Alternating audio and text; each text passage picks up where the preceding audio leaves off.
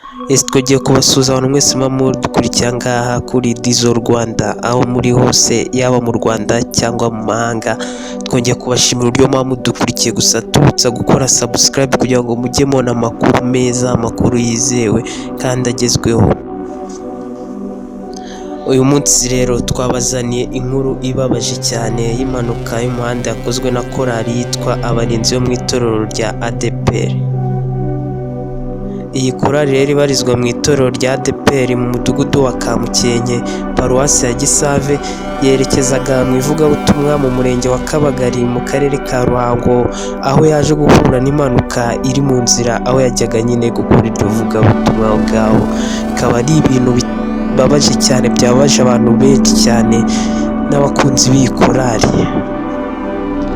Ahagana ku isaha ya saa 8 z'amanywa kuri wa gatandatu ku itariki ya 14 mu kwezi kwa 9 2019, nibwo kwasiteri yari itwaye abo baririmbyi yaje gukora impanuka ubwo yataga umuhanda ikaza no kwibirindura nk'uko mubibona aha ngaha ku ifoto. Bibabaje cyane, ikaba yaje gukora impanuka, umwe muri bo agahita yitaba Imana, akaba ari nawe wari umuyobozi w'iyo korali. Amazina ye akaba yitwa Mushimiyimana Rachel, akaba yaje kwitaba Imana rero ku kanya.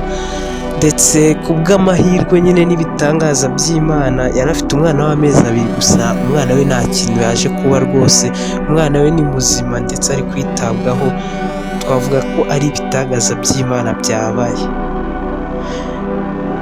Sabo gusa kandi haje no kurokoka abantu bagera kuri 13 gusa. Kuri ubu nyine bajyanywe kwa muganga, bari kwitabwaho n'abaganga ngo barebe ko babasha gusigara nta kibazo bafite, nk'uko byatangajwe n'ubuyobozi bw'akarere ka Ruhango, aho ngaho nyine impanuka yaje kubera kuri uyu munsi wa gatandatu.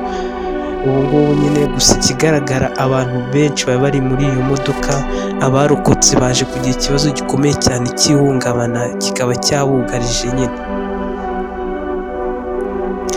Mwakoze kudukurikirana cyane aha ngaha kuri Dizo Rwanda. Turabashimiye, mukore subscribe kugira ngo mujye mubona amakuru meza, amakuru yizewe kandi agezweho, amakuru ashyushye cyane aha ngaha kuri Dizo Rwanda. Kora subscribe kugira ngo ujye ubona aya makuru meza. Mwakoze kubana natwe, gusa twakwifuriza iruhuko ridashira. Imana imwakire uyu Mushimiyimana Rachel waje kwitaba Imana.